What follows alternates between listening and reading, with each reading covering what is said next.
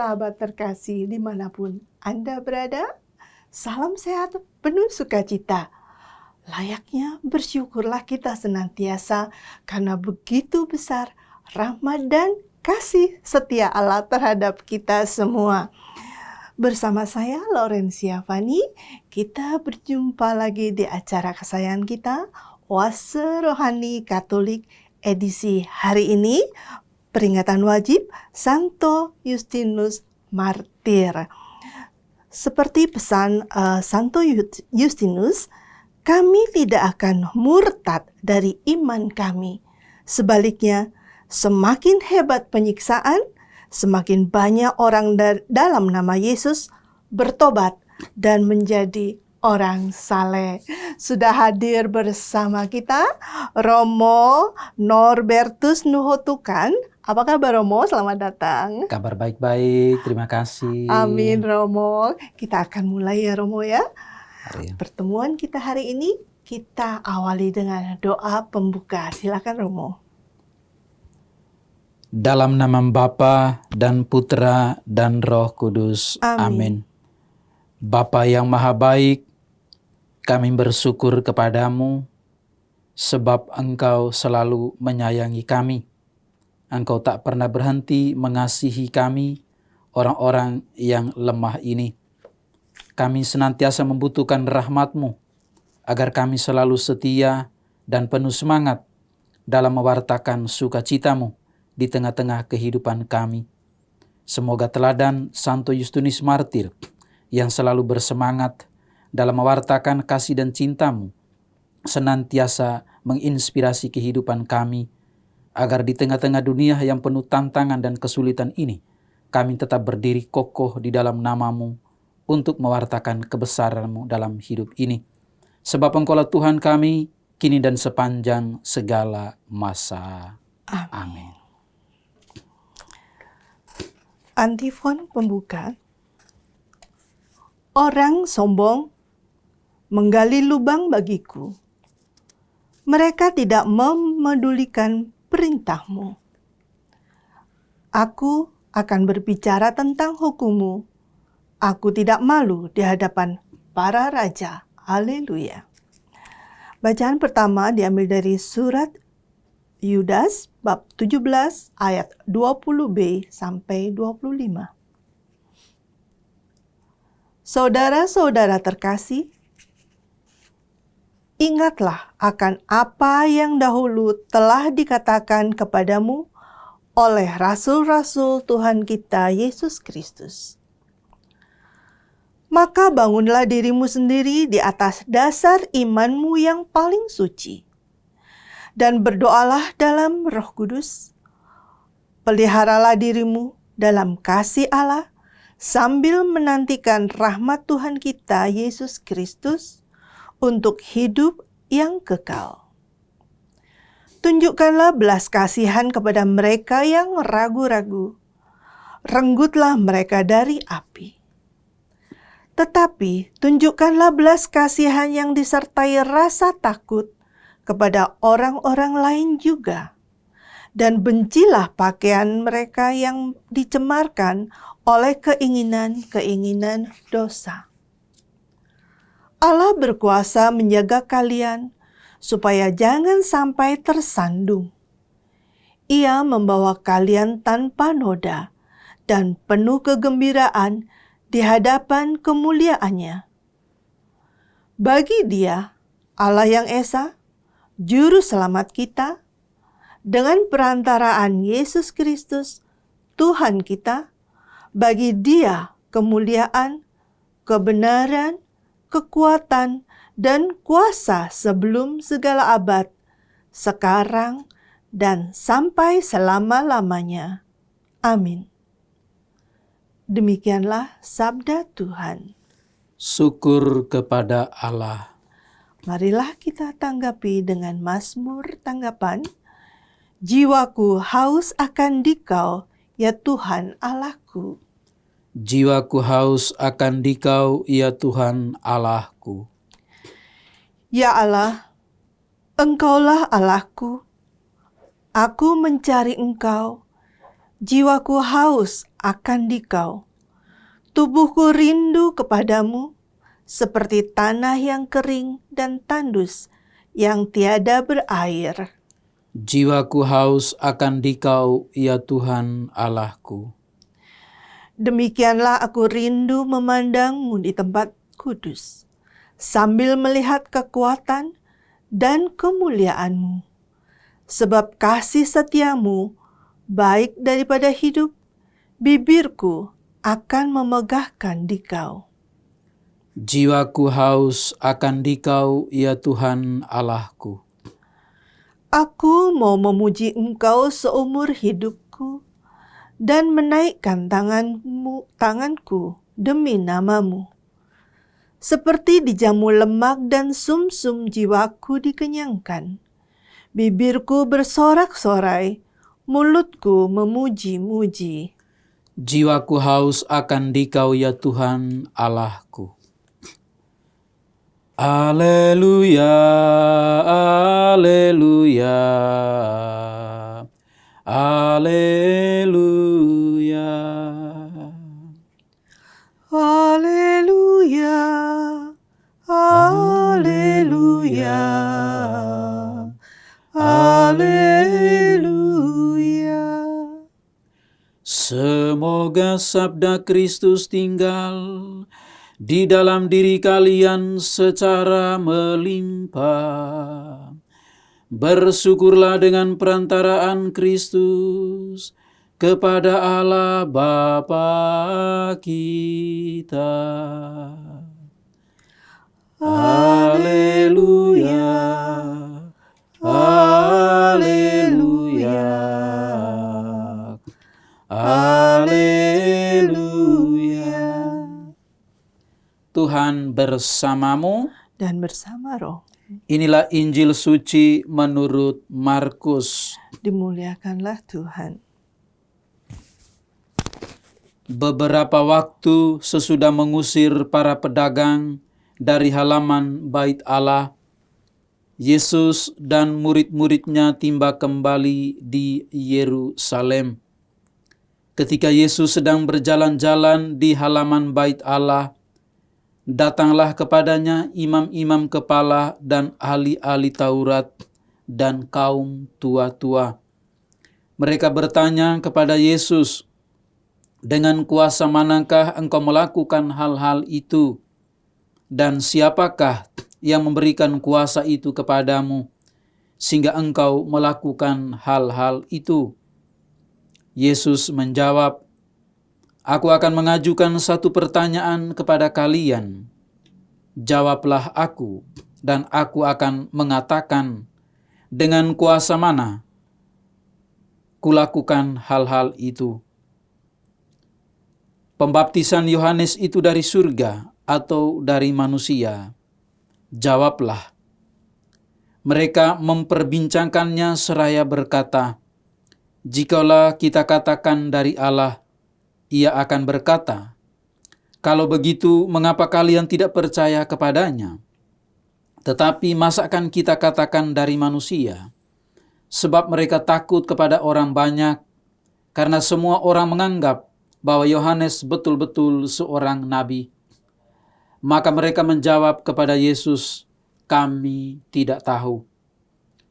Maka kata Yesus kepada mereka, "Jikalau demikian, aku pun takkan mengatakan kepada kalian dengan kuasa manakah aku melakukan hal-hal itu." Demikianlah sabda Tuhan. Terpujilah Kristus.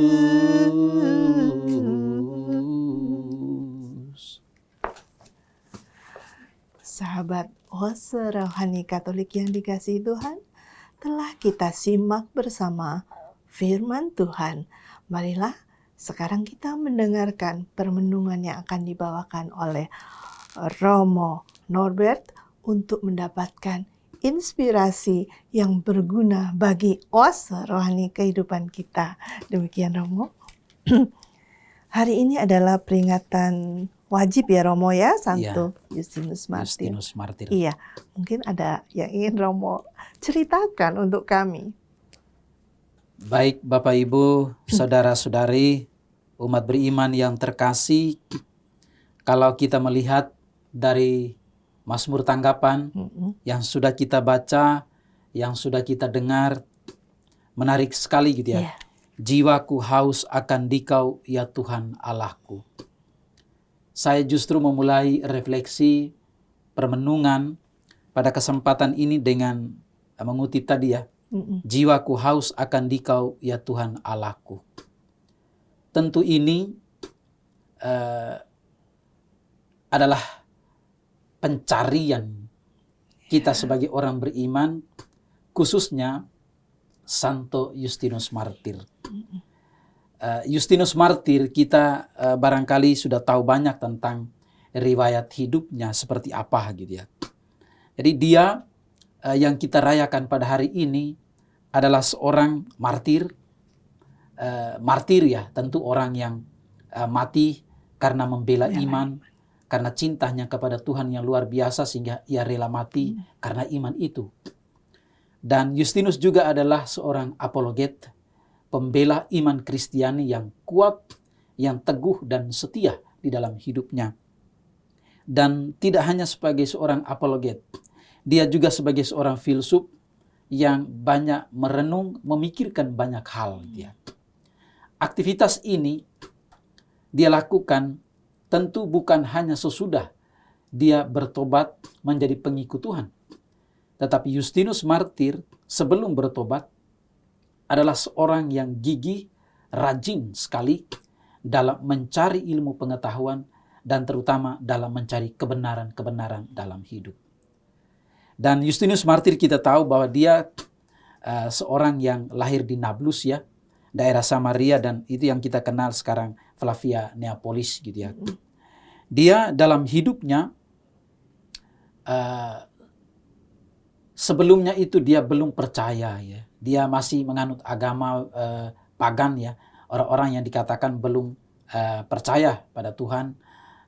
Tetapi sesudah itu dikatakan bahwa dia banyak belajar dan suatu ketika dia bertemu dengan seorang pria tua. Dan justru itu yang kemudian dia banyak merenung dan dia berubah pikirnya untuk kemudian menjadi seorang Kristiani. Gitu. Tetapi bukan hanya itu saja yang kemudian mengubah perjalanan hidupnya. Justinus Martir dalam hidupnya ketika belum mengenal Tuhan, dia menyaksikan banyak sekali orang-orang Kristiani, banyak sekali para pengikut Tuhan Yesus yang ditangkap, yang dianiaya, lalu kemudian dibuang gitu ya. Bahkan ada yang dipenggal, ada yang dibakar. Pengalaman-pengalaman seperti inilah yang kemudian justru menantang gitu ya, menggerakkan hati Justinus untuk mempelajari. Kok mengapa ya orang-orang yang percaya kepada Tuhan Yesus, orang-orang Kristiani itu, kenapa mereka ditangkap? Yeah. Kenapa mereka dianiaya gitu ya? Ada apa dengan iman Kristiani ini? Nah, inilah yang kemudian menggerakkan Justinus, dia mencari apa dasar, apa kebenaran yang ada di dalam Kristiani itu. Nah, itulah yang membuat dia akhirnya mencari kebenaran. Dan akhirnya dia bertobat gitu ya. Bertobat dari agama pagan itu, kemudian kembali memeluk ya agama Kristiani, mencintai Tuhan Yesus di dalam kehidupannya. Meskipun ya dia banyak mengalami kesulitan, penderitaan dalam hidupnya, tapi bahwa sebagai seorang apologet, seorang martir, sebagai seorang filsuf, dia banyak membela kekristenan. Mungkin ada. Iya, dia sempat disiksa juga ya Romo ya. Ya, diadili gitu ya, diadili, disiksa, lalu dipenggal gitu ya. Itu yang kisah tragis yang dialami oleh Santo Justinus Martir. Apa sih Romo yang bisa kita contoh, yang bisa kita petik untuk kehidupan kita sekarang tentang Santo Justinus Martir ini? Ya, Bapak Ibu, saudara-saudari, kalau kita melihat riwayat hidup, tantangan, kesulitan yang dihadapi oleh Justinus Martir, saya mencatat ada dua hal gitu ya. Ada dua hal yang perlu kita pelajari dari Justinus Martyr. Yang pertama adalah keinginan dia untuk mencari tahu segala sesuatu dalam hidupnya. Keinginan untuk terus-menerus belajar. Nah, itulah yang kemudian membuat dia akhirnya menemukan kebenaran. Jadi poin pertama, Justinus Martyr mengajak kita untuk sebagai umat beriman dalam hidup ini, bahwa belajar itu tak boleh berhenti. Belajar itu harus terus-menerus ya. Saya masih ingat ya, ada ungkapan dalam bahasa Mandarin ya, kebetulan saya pernah melanglang buana ke negeri tirai bambu ya. Taiwan juga, dikatakan dalam bahasa Mandarin begini, Huo tao lao, sue tao lao. Artinya bahwa hidup kita ini sampai tua, belajar juga sampai tua. Jadi Justinus Martyr mengajak kita agar kita terus-menerus belajar. Dan dengan belajar kita menjadi bijaksana, dengan belajar kita menemukan kebenaran, dan kita menjadi orang yang cerdas di dalam hidup. Saya kira itu poin pertama yang Justinus ajarkan untuk kita. Lalu yang kedua, bahwa setelah pertobatannya, Justinus Martyr juga mengajak kita untuk bagaimana menjadi orang Kristiani yang sejati, yang punya dasar, punya landasan kokoh di dalam kehidupan beriman. Ya, karena kita akan berkarya di tengah-tengah masyarakat, mengalami banyak kesulitan, mengalami banyak penderitaan, ketidakadilan. Dan karena itu kalau kita tidak punya dasar yang kokoh, bagaimana mungkin kita bisa mewartakan sesuatu, mempertanggungjawabkan iman dan cinta kasih perbuatan-perbuatan kita. Maka kita berdiri landasan kokoh, yaitu di dalam iman kita sebagai orang Kristen yang percaya kepada Yesus. Inilah saya kira dasar fundamental gitu ya, dasar yang kokoh yang kita pegang agar kita itu tidak gampang diombang-ambingkan di dalam kehidupan. Kokoh. Kalau Romo tahukah pada zaman sekarang ini, hari gini gitu ya Romo ya, masih ada nggak sih Romo manusia-manusia seperti Justinus ini? Aduh, terima kasih. Ini pertanyaan yang tentu sangat bagus, tetapi menantang sekali untuk kehidupan kita, orang-orang beriman Kristiani pada saat ini. Masih adakah kita temukan orang-orang seperti Justinus Martyr ini di dalam kehidupan sekarang? Apalagi perkembangan ilmu pengetahuan dan teknologi yang begitu pesat, kemudahan-kemudahan yang kita alami, tantangan, kesulitan-kesulitan dunia sekarang yang semakin rumit, dan juga berhadapan dengan kekuatan-kekuatan politik. Apakah masih ada orang seperti Justinus Martyr? Saya kira masih ada gitu ya. Saya kira masih ada. Hanya saja bahwa apakah ada orang seberani seperti Justinus Martyr? Saya kira ini menjadi tanda tanya besar. Mungkin kita jawab sendiri gitu ya. Saya tidak langsung mengatakan apakah ada gitu ya. Tetapi saya yakin ada gitu ya. Saya yakin ada.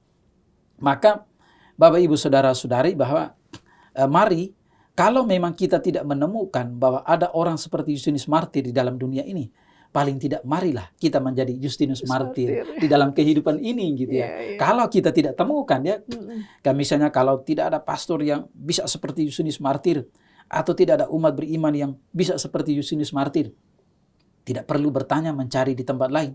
Marilah mulai dari diri sendiri kita menjadi Justinus Martyr yang berani berdiri di atas dasar yang kokoh, walaupun di tengah-tengah tantangan dan kesulitan kita berani untuk mewartakan kebenaran. Ya meskipun sulit ya, berhadapan dengan kekuatan-kekuatan politik, perbedaan-perbedaan, itu tidak gampang. Iya, Romo. Lalu bagaimana Bapak Ibu Saudara-saudari, apa kaitan dengan bacaan pertama hari ini gitu ya? Bacaan pertama hari ini. Dalam bacaan pertama Bapak Ibu Saudara-saudari juga sudah mendengar tentang surat Yudas ya. Yudas mengingatkan bahwa betapa pentingnya, kita lihat di sini, betapa pentingnya membangun iman di atas dasar yang kokoh. Kalau Justinus Martyr sudah berdiri di atas dasar yang kokoh, demikian juga Yudas bertanya, ya betapa pentingnya kita berdiri di atas iman yang kokoh. Tetapi dalam bacaan pertama dikatakan bahwa kita berdiri atas iman yang kokoh itu kan belum terlalu nyata. Apa buktinya kita berdiri di atas iman yang kokoh?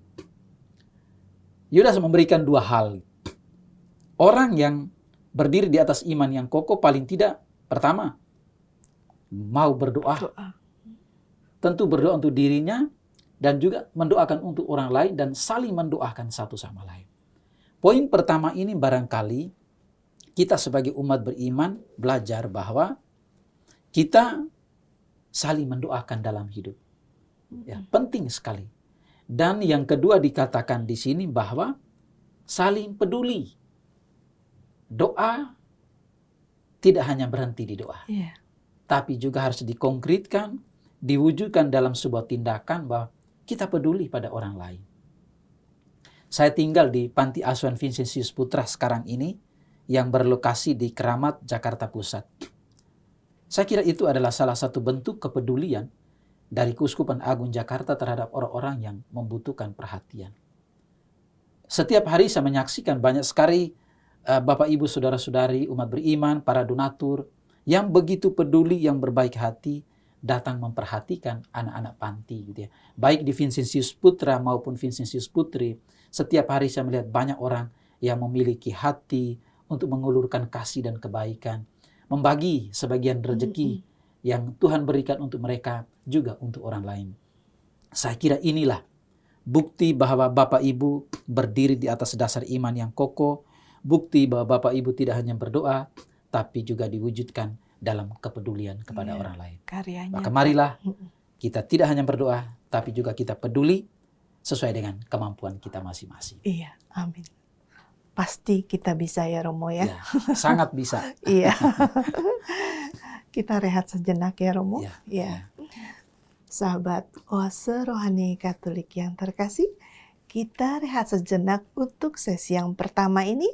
Jangan kemana-mana, tetap di tempat Anda. Kita jumpa lagi di sesi yang kedua.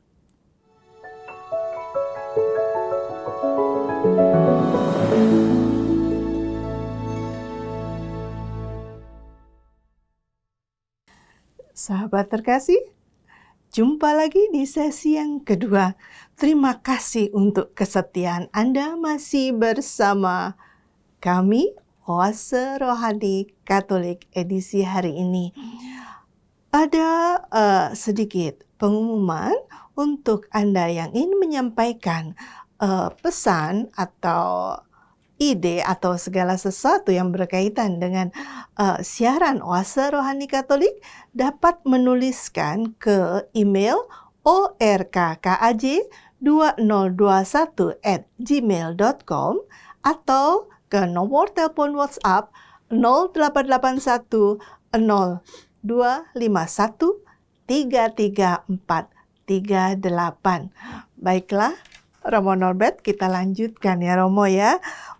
Di sesi pertama kita sudah Romo sudah memberikan permenungan yang luar biasa bagus ya tentang martir Santo Justinus dan juga bacaan dari surat Rasul Yudas. Apakah masih ada Romo di sesi kedua ini yang mau disampaikan? Baik Bapak dari bacaan Ibu, kedua. saudara-saudari, dari bacaan pertama dan juga nanti sambung di bacaan Injil, ada satu hal yang mau saya katakan bahwa di dalam kehidupan kita ya tidak selalu mulus ya.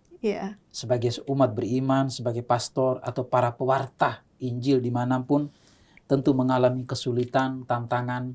Saya kira itu hal yang biasa tetapi juga hal yang sekaligus mendewasakan kita ya, menempah ya ketajaman iman tetapi juga menguji fondasi di mana kita berdiri gitu ya. Maka perlu sekali kita memiliki semacam satu optimisme ya, bahwa semangat di dalam diri kita bahwa apa yang kita sampaikan itu juga pasti berbuah baik. Dan kita tidak usah takut karena dalam bacaan pertama dikatakan juga bahwa di sini Allah berkuasa menjaga kalian supaya kalian jangan tersandung dan membawa kalian tanpa noda penuh kegembiraan. Saya kira ini juga menjadi dasar kita di dalam karya kita sehari-hari ya, dalam pewartaan kerajaan Allah, nilai-nilai baik dalam kehidupan ini, kita tidak perlu takut gitu ya. Kalau yang kita buat adalah kebaikan.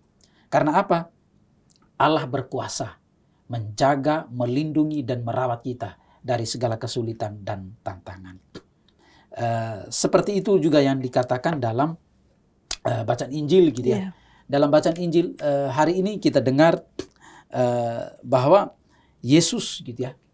Yesus sesudah mengusir para pedagang dari halaman bait Allah, lalu kemudian justru dia ditantang, ditanya oleh imam-imam kepala, ahli-ahli Taurat dan kaum tua-tua, bahwa dengan kuasa mana kamu melakukan hal itu gitu ya.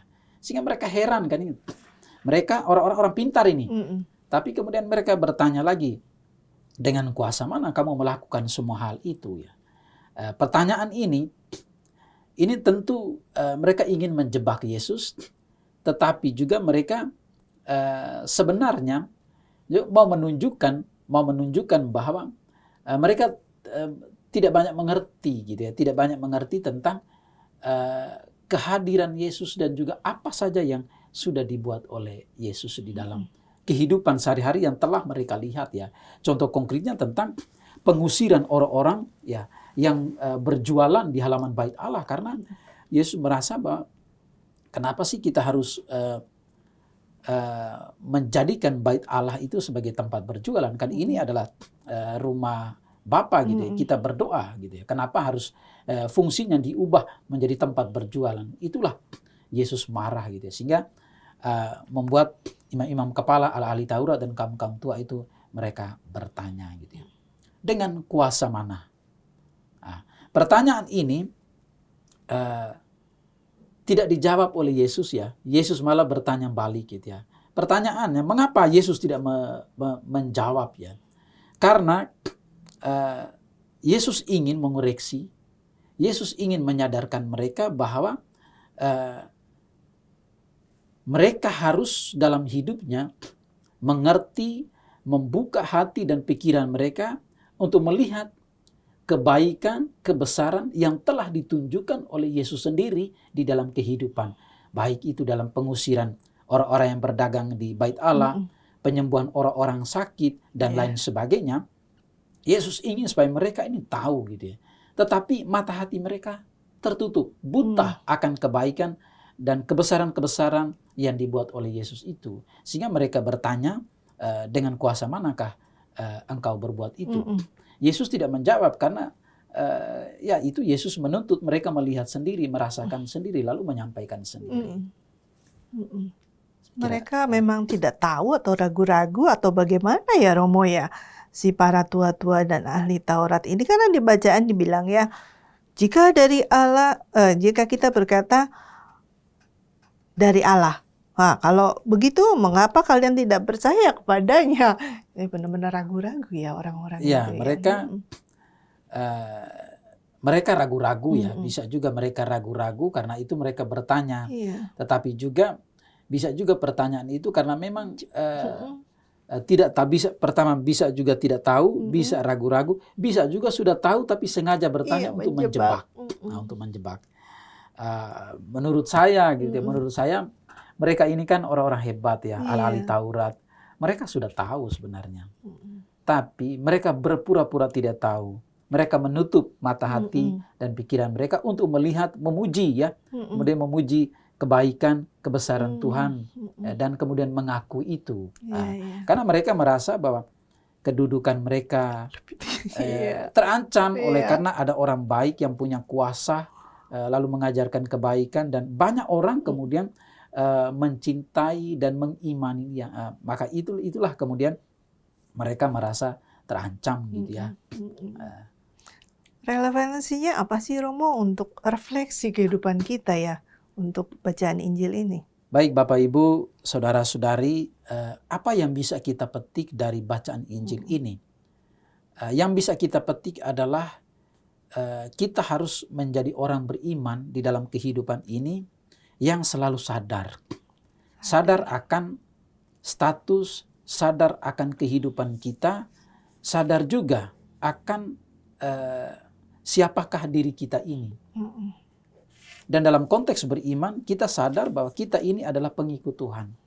Maka inilah yang menjadi fondasi. Kita berdiri dalam namanya, dan itu menjadi fondasi bagi kita. di dalam karya perjalanan kita sehari-hari gitu ya. Dalam perbuatan-perbuatan kita, dalam tutur kata, dalam pekerjaan-pekerjaan kita, kita harus menyadari bahwa kita punya fondasi iman yang kuat, yaitu kita berdiri di dalam nama Tuhan Yesus gitu ya. Saya kira itu yang perlu kita refleksikan, perlu kita sadari agar kita tidak gampang jatuh di dalam kehidupan yang penuh dengan kesulitan dan tantangan dan jatuh bangun atau banyak sekali kerikil di dalam kehidupan kita. Maka itulah yang perlu kita sadar. Lalu yang kedua, marilah kita menjadi orang-orang beriman yang buka hati, mata hati, pikiran kita untuk melihat kebaikan dan kebesaran Tuhan di dalam hidup. Terutama apa berkat Tuhan untuk kehidupan kita, apa yang sudah dibuat Tuhan untuk kehidupan kita.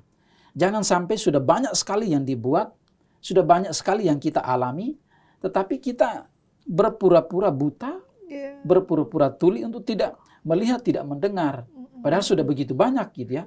Akhirnya kalau seperti itu kita menjadi seperti ahli Taurat, orang-orang Farisi dan kaum tua-tua yang sebenarnya sudah tahu, tapi berpura-pura tidak tahu atau tidak menyadari kebesaran Tuhan. Maka orang beriman yang sadar diri, berdiri atas fondasi yang bagus, dia akan selalu bersyukur.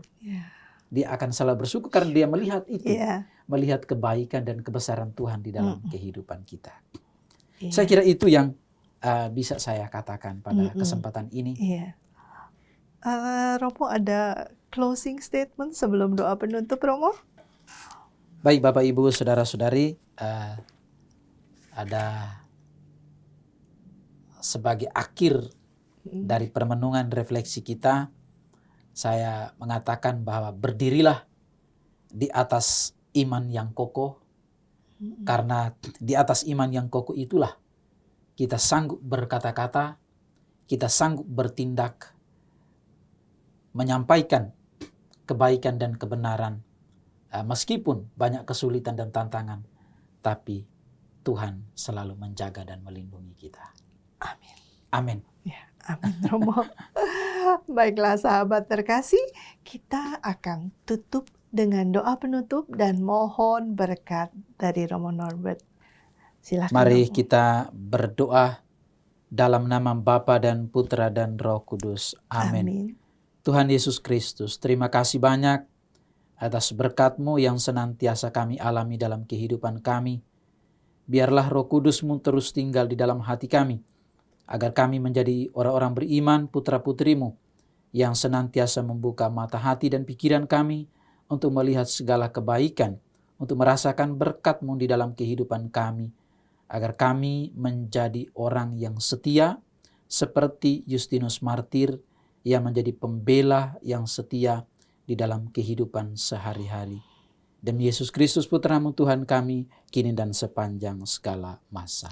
Amin. Tuhan bersamamu Dan bersama Roh-Mu. Kita semua, seluruh hidup dan karya kita, dijaga, dilindungi, dan diberkati Allah yang Maha Kuasa, Bapa dan Putra dan Roh Kudus. Amin. Terima kasih Romo Sama-sama. Norbert. Sahabat Oase Rohani Katolik yang terkasih, sampai di sini perjumpaan kita. Kami, Romo Norbert dan saya Laurencia Fani, pamit undur diri. Sampai jumpa di Oase Rohani Katolik berikutnya. Salam damai.